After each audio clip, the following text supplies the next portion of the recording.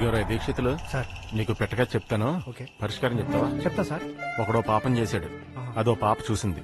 ఇప్పుడు ఆ పాపం చంపేస్తే సరిపోద్దా, మొత్తం ఫ్యామిలీ లేపెత్తే సేఫా? ఆ పాపాత్ముడిని లేపేస్తే అందరికీ సేఫ్, పైగా భూమికి జరంత భారం కూడా తగ్గుతుంది సార్.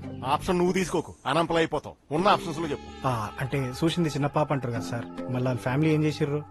ఒరే శేషు, దీక్షితులు కూడా చెప్పినట్టు పాపం చంపేయండి సరిపోతుంది. అలాగేనయ్యా. ముచ్చట చెప్తే మర్డర్ అంటారు సార్, పైగా చిన్న పిల్లనా? నువ్వే కదరా పాపం చంపేసి సరిపోతున్నావు. గదేదో పిట్ట కదా అనుకున్నా సార్. ఇటువంటి పాపిష్టి పనులకు నన్ను అడ్వైస్ అడగకుర్రి. బోలే శాస్త్రాలు చదివేనంటావు, చిన్న అడ్వైస్ ఇవ్వలేవా? శాస్త్రాల్లో మంత్రాలు ఉంటాయి కానీ మర్డర్లు ఉండవండి. మీకు దండం పెడతా sir, these kind of activities నుంచి నన్ను అవాయిడ్ చేసేయండి సార్. సర్లే, ఇంతకీ మనం అనుకున్న పని ఏ ఆటంకం లేకుండా సరిపోతుంది కదా. మీ జాతకాన్ని చాలా డీప్ గా స్టడీ చేసి చెప్తున్నారు. ప్లానెట్స్ అన్ని మీ మీద కుట్రబడినాయి. మీ బ్యాడ్ టైం హుసేన్ బోల్ట్ లాగా ఉరుక్కుంటూ వస్తుంది, అప్పుడు కష్టం.